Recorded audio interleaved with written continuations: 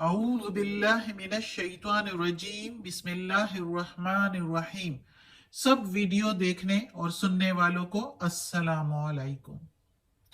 हमारे चैनल के प्यारे व्यूवर्स, आज हम तिलावत करेंगे सूरे आराफ की आयत नंबर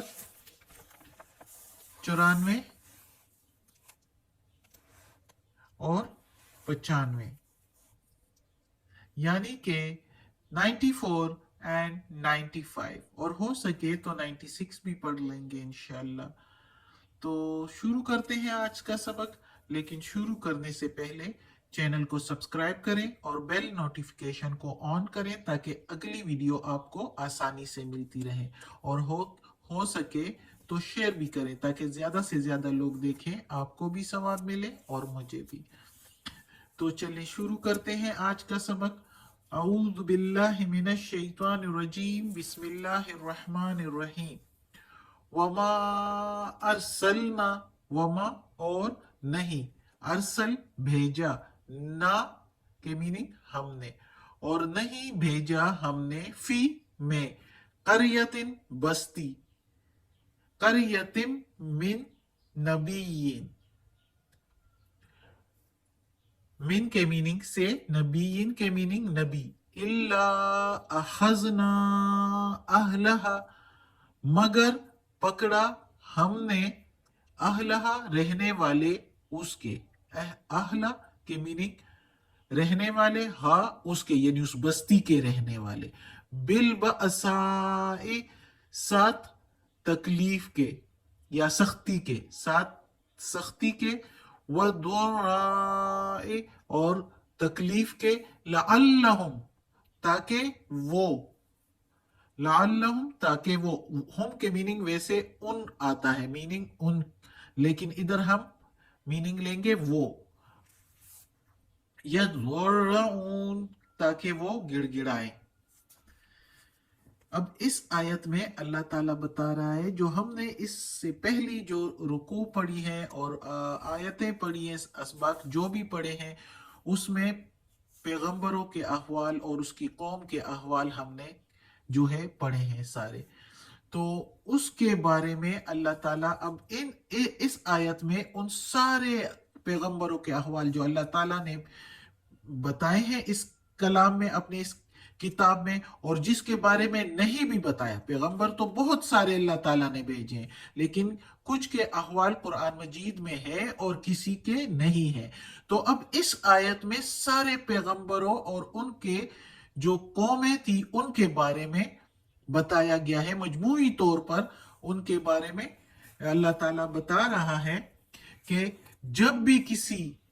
बस्ती में नबी भेजा तो उनके साथ जो मामला हुए हैं, सारे मामला तकरीबन एक जैसे हैं। सबके मामलात अगर देखे जाएं तो सबके साथ हालात एक ही जैसे रहे हैं। यानी मामला क्या था, सबका ये था, हर किसी कौम के साथ यही ही हुआ है कि जब भी पैगंबर भेजा गया है उनमें से, तो पहले उस कौम के माहौल को ऐसा बनाया गया कि वो पैगंबर के दावत को आसानी से कबूल करें। यानी क्या किया, उस कौम को मुसीबतों में, तकलीफों में मुब्तला किया, कख्त में और वबा में, या किसी को तिजारती नुकसान में, किसी को जंगी शिकस्त दी। काफी बार का हमने जो पढ़े हैं तो उसमें पहले भी, बहुत पहले सूरह बकरा, सूरह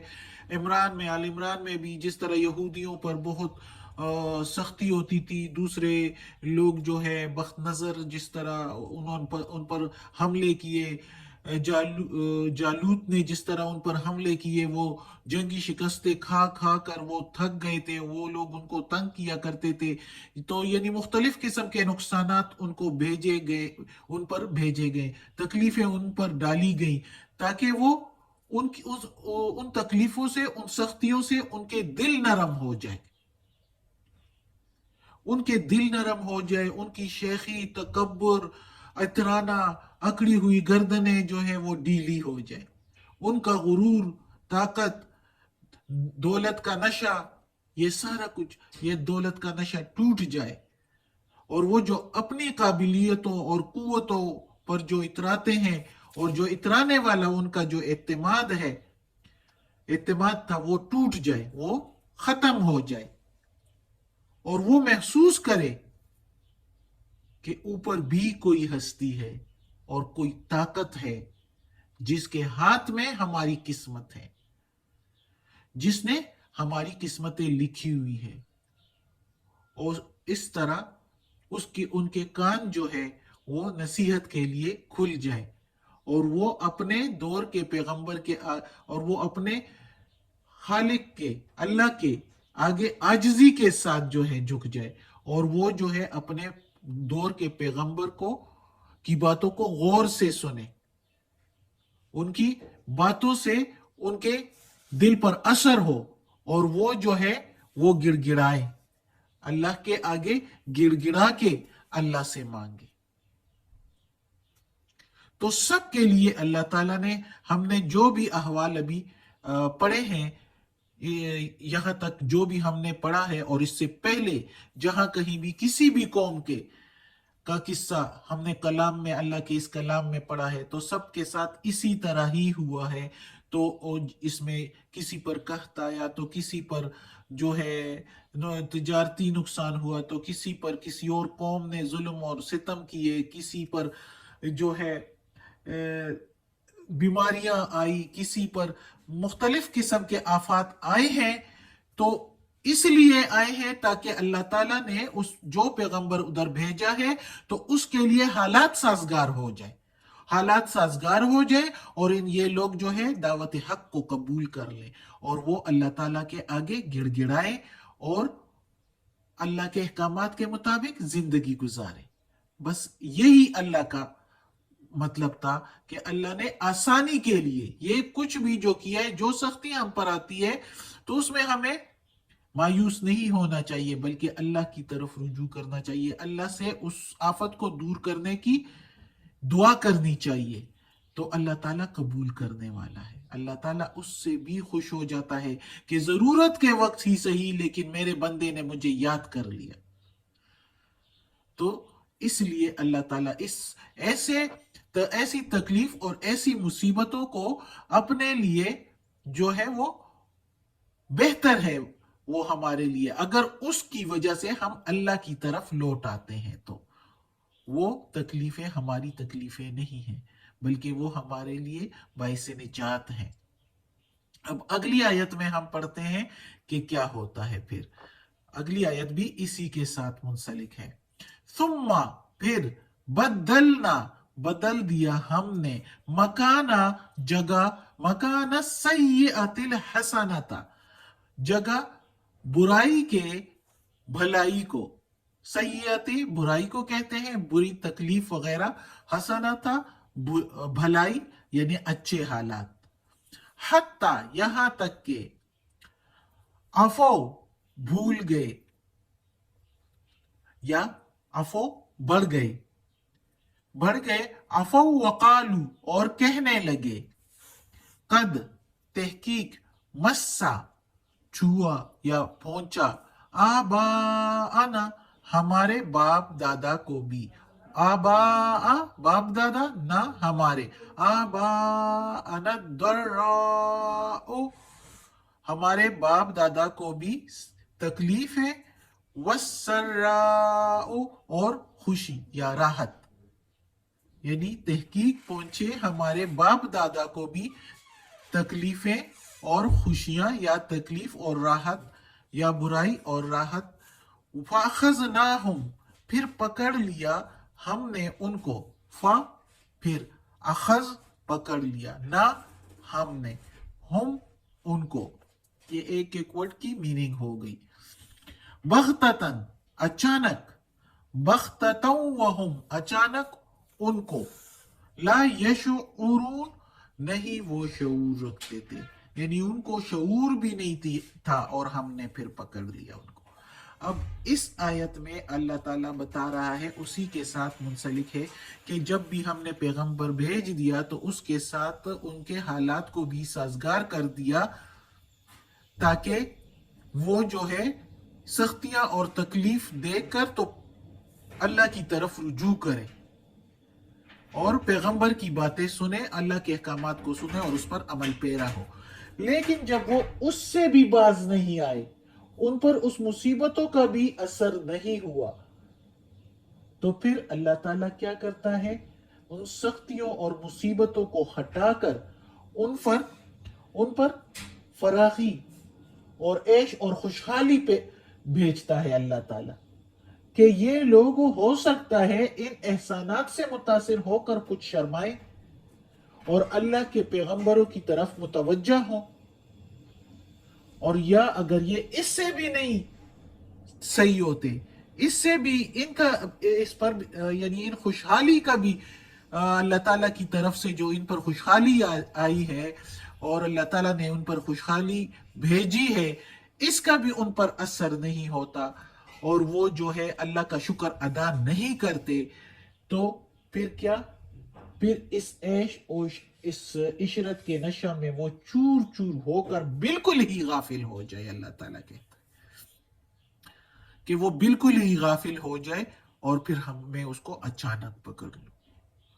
تو وہ اللہ تعالیٰ کہتا ہے کہ وہ پھر کیا، جب میں نے ان سے برائی ہٹا دی اور بھلائی ان پر دے دی، ان پر عیش اور عشرت دے دیا، ان کو خوشحالی دے دی،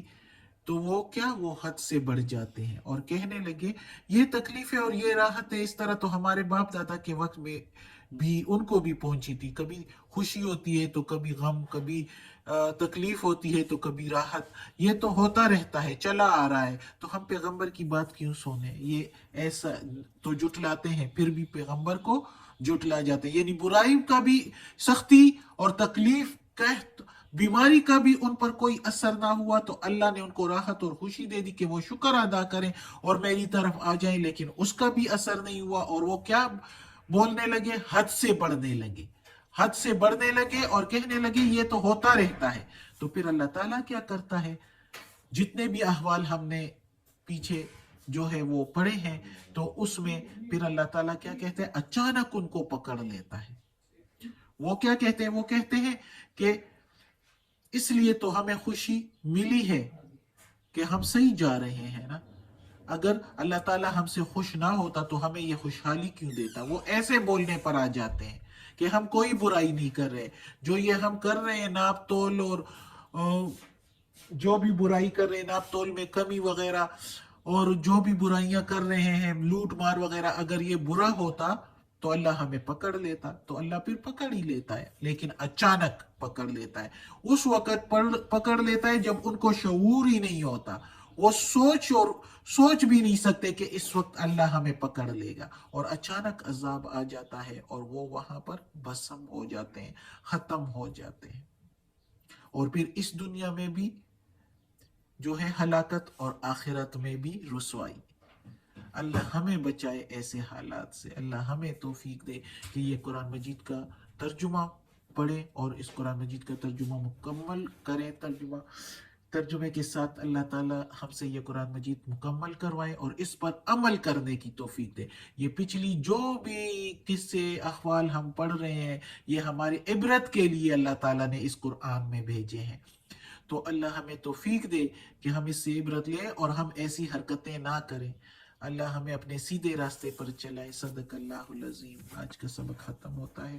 یا اللہ، یا پروردگار، یا رب العالمین، یا مالک یوم الدین، یا اللہ کل شیء قدیر، یا اللہ ہمیں جنت فردوس میں جگہ عطا فرما، دوزخ کے عذاب سے بچا، قبر کی سختی، وقت نزاع کی سختی آسان فرما۔ یا اللہ یہ قرآن مجید کا ترجمہ، یہ قرآن مجید کی تلاوت کی ہے ترجمہ اور تفسیر کے ساتھ، یا اللہ اس میں کوئی غلطی ہوئی ہو زیر زبر پیش میں، تلفظ میں، تو یا اللہ تو معاف کر دینا، معاف کرنے والا مہربان ہے، یا اللہ تو غفور الرحیم ہے، رحمان اور رحیم ہے، یا اللہ ہمیں عافیت والے معاملات دے، ہماری بیماریاں، تکالیف، پریشانیاں اور برائیاں ہم سے دور کر دے، اور یا اللہ ہمیں عافیت والے معاملات دے، اور یا اللہ اس کا ثواب ہمارے بڑوں کو، ہمارے والدین کو، باپ دادا کو پہنچا، یا اللہ آمین ثم آمین۔